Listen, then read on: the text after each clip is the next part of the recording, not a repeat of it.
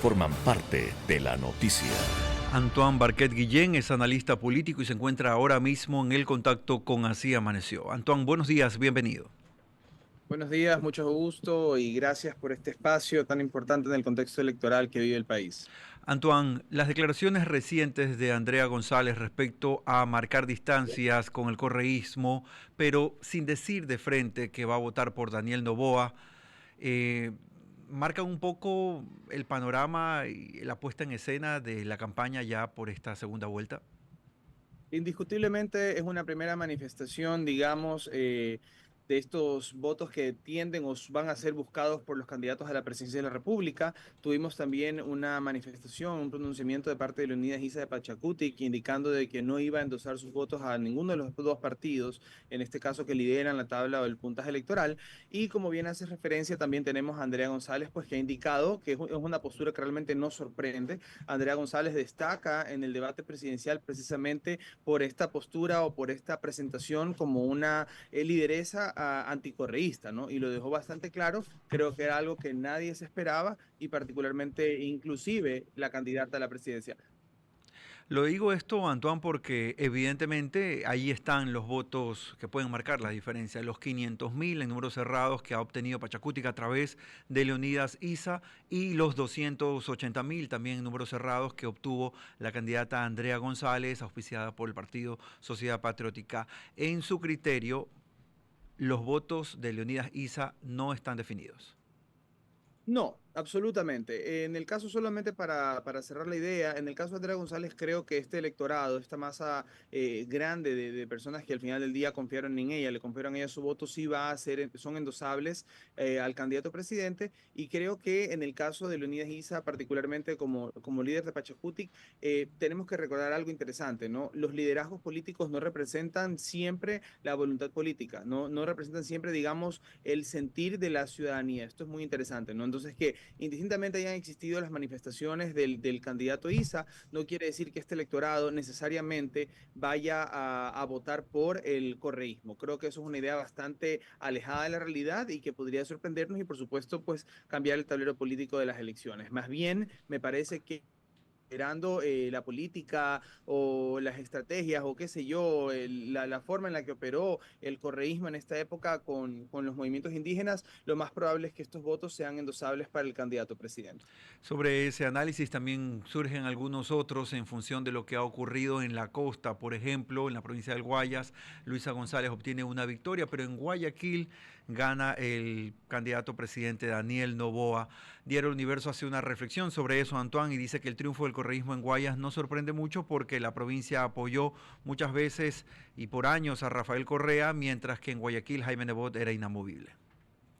Sí, bueno, podemos encontrar en estas elecciones también elementos bastante importantes que tal vez se alejen un poquito del foco del análisis hoy por hoy, que es Luisa y Daniel, pero vemos también este desgaste totalmente asombroso, lo considero así, del Partido Social Cristiano, que como bien hace referencia, Carlos, tenía una presencia y una representatividad en Guayas, en Guayaquil particularmente, y vemos que hoy por hoy no es así, no vemos un movimiento absolutamente desgastado, con falta de liderazgos y si me preguntas también, un movimiento que no supo realmente dirigir sus estrategias, porque tuvo realmente militantes, tuvo liderazgos interesantes que creo que no fueron debidamente utilizados. Eso también sumado a los casos de corrupción y a los últimos liderazgos en la alcaldía de Guayaquil. El caso con Manabí es diferente y te lo digo, a mí me hace muchísimo ruido y lo digo como manabita, me hace muchísimo ruido que se pueda pensar de que realmente están enquistados en estos espacios los grupos narcoterroristas, los grupos delictivos. Realmente yo, y vuelvo y repito, y hago la referencia, como un manaba te puedo decir, como manavista te puedo decir, es impresionante, pero también hay que entender algo. Las elecciones siempre, los procesos electorales, hay algo que tal vez la gente ignore o no lo considere. El voto es 100%, me arriesgaría a decir, sentimental, es en base a cómo la gente se sienta. ¿No, verdad? Manabí históricamente fue una provincia absolutamente olvidada por los gobiernos de turno. Yo no sé si el hecho de haber implementado obras allá fue con esta mirada a futuro, de decir, ¿saben qué? Esta provincia, por su densidad poblacional, eventualmente nos va a ayudar en unas elecciones, pero es una provincia en la que hubo un grandísimo nivel de intervención. Tenemos el puente, por ejemplo, de Los Caras. Antes era una operación sigue siendo en algunas partes del país, pero las operaciones con Gabarra son altamente riesgosas. Construyen el puente de Los Caras que une la provincia. Tenemos vías. Antes llegar a Manaví, a Puerto Viejo, por ejemplo, donde son mis padres, eran 5 o 6 horas de viaje, cuando eventualmente ya hubo una intervención en las carreteras también. Entonces, no debería de sorprendernos de que simplemente los manavitas, portovejenses, la gente de Chone, de Manta, realmente sienta una suerte de agradecimiento y por eso pues el endoso al voto correísta y por eso es que este voto duro no tiende a moverse. Porque recordemos algo, que si bien también pasó el terremoto y ese terremoto estuvo plagado de irregularidades, la gente con qué se queda, con una nueva ciudad. Muchos puntos de Manabí, muchas ciudades, muchos cantones que de una u otra manera se vieron intervenidos y agredidos por el terremoto, son ciudades nuevas hoy por hoy. Entonces, yo creo que eso es lo que motiva en este caso y es la lógica del por qué hay un voto tan duro hacia el correísmo, particularmente en Manabí. Sumado a esto, que no es tampoco de descartar, y con esto termino, con esto cierro, el tema de la presencia de los grupos de delincuencia organizada también y las estadísticas no son favorables, ¿no? Son provincias que aún, hoy por hoy, siguen sintiendo una ausencia de parte del Estado, pues, en la implementación de la estrategia de seguridad.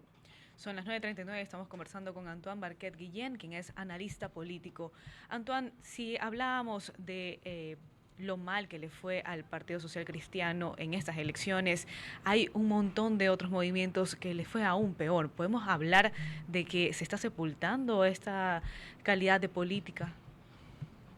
Por supuesto, y es interesantísimo, ¿no? Es interesantísimo porque, como decía hace un momento, si bien nos hemos enfocado en partidos políticos, en los partidos políticos como son el correísmo y el novoísmo hoy por hoy, tenemos también esta gran tendencia de partidos como el social cristiano, de que ya ha demostrado una debilidad, y para mí es una tendencia irreversible sobre la presencia del partido como tal, ya que sus liderazgos, que antes eran reconocidos a nivel nacional por la mayoría de los ecuatorianos, como figuras como León Férez Cordero, como Jaime Nebot Sadi, ya no están en la palestra pública, lo que ha fomentado o motivado esta debilidad o este segmento debilitado. También tenemos candidatos como los de Creo, por ejemplo, que en este caso tenemos a Francisco Tabaqui, que si bien pudo haber sido una buena carta política, pues también nos damos cuenta de que es un movimiento que indiscutiblemente no tuvo un buen fin posterior a las elecciones, a su último periodo presidencial.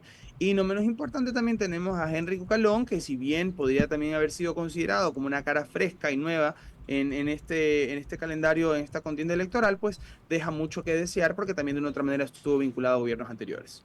Antoine, muchísimas gracias por acompañarnos. ¿Cuál es tu lectura de la nueva asamblea en esta casi que, digamos, dos colores pintados de estas dos grandes mayorías? Que sin caso de que uno u otro ganara la presidencia, pues por ejemplo decíamos que no se va a poder seguir ningún juicio político para sus ministros. En esa línea, ¿cuál es tu perspectiva de lo que va a suceder en esta asamblea en miras a la gobernabilidad que el Ecuador necesita? ¿Es saludable lo que ha sucedido? Yo estoy convencido que sí, es saludable. Nosotros veníamos ya manejando un sistema hegemónico de parte del correísmo que hemos sido todos bastante conscientes que ha tenido sus momentos de lucidez, pero muchísimos momentos de oscuridad, lo que ha permitido justamente, o lo que no ha permitido justamente, Vicente, la gobernabilidad a la que tú haces referencia. Entonces yo creo que esto es un remesón, ¿no? Como un llamado a atención también a los liderazgos de estos movimientos políticos de que tal vez estas estrategias ya un poco podrían estar eh, en desuso, que no han surtido efecto y que la ciudadanía está buscando hoy por hoy una nueva configuración. Y se ve representado pues en este espacio, donde si bien no tiene la mayoría absoluta, tiene una mayoría contundente, bastante amplia, Sí, mayoría al final del día, sí, y que, como tú bien sabes, a partir de la constituyente no lo veíamos. Entonces totalmente. es interesantísimo y en el caso de darse la reelección del candidato a presidente, de ganar la presidencia de la República, creo que va a ser mucho más llevadero su periodo de gobierno. An- Tenemos casos Ujú. como, perdón, sí. No, no, te decía Antoine, y justo iba a eso. Imaginemos en el escenario de que el candidato a presidente pues logra la victoria en segunda vuelta, justamente, ¿cómo crees tú que vámonos con ese primer candidato? ¿Qué es lo que tiene que hacer Daniel Noboa? Hoy mucha gente está criticando que sí dio declaraciones, que sí no dio declaraciones, que sí hay una actitud que no es la correcta. ¿Qué debe hacer Daniel Noboa en tu criterio para poder conquistar ese electorado de indecisos que hace falta? Ya, nosotros los ecuatorianos y en realidad en la región somos muy buenos para criticar. Somos muy buenos para criticar. Yo no puedo juzgar el accionar del presidente. Realmente en su posición seguramente hubiera hecho lo mismo. A mí me pareció algo prudente haber pensado, no haber actuado con la cabeza caliente, Ujú. sino haber procedido un poco con más de lucidez. Y creo que por eso el pronunciamiento, digamos, primero en redes sociales a través de ese comunicado y luego pues la entrevista, en este caso con Pocho Harp y la señora Pons. Ujú. Sin duda alguna, prepara, o digamos, o da igual un pantallazo también para el presidente, cuáles son las tareas pendientes, cuáles son los bastiones donde se debe trabajar, cuáles fueron las estrategias que pudieron haber funcionado y dónde todavía resta, digamos, un mayor nivel de intervención. Más allá de las alianzas que nosotros sabemos que, y ustedes también conocen, que se van a llevar adelante en esta configuración del nuevo proceso electoral, de esta segunda o tercera vuelta, como ya se le llama, más allá de eso, tenemos también elementos interesantísimos como el pensar de manera absolutista de que las campañas digitales, como las vivimos hoy por hoy a través de redes sociales, son realmente el método para llegar a la ciudadanía. Y eso nos damos cuenta que es un error. ¿Verdad? Hoy por hoy nos damos cuenta de que también hay una gran cantidad de población que vive en la ruralidad, que vive en zonas de difícil acceso, que Ujú. realmente estas estrategias no les llegan, las estrategias de las redes sociales, Así y la es. gente todavía busca ese sentimiento como de pertinencia, este candidato que tiene un cierto nivel de cercanía con ellos para poder endosar o darle en este caso su voto. Queremos agradecer a Antoine Barquet Guillén, analista político, en esta hora analizando precisamente, revisando las situaciones de coyuntura en miras a la segunda vuelta electoral. Seguramente este diálogo, Antoine, se va a repetir a lo largo de estas semanas en las cuales, como decía hace un rato otra de nuestras entrevistadas e invitadas de esta mañana, tendríamos que vivir casi que situaciones nuevas a diario, así que sobre esas líneas vamos a conversar. Gracias, Antoine Barquet Guillén, analista político, aquí en Así Amaneció. Ya son las 9:45.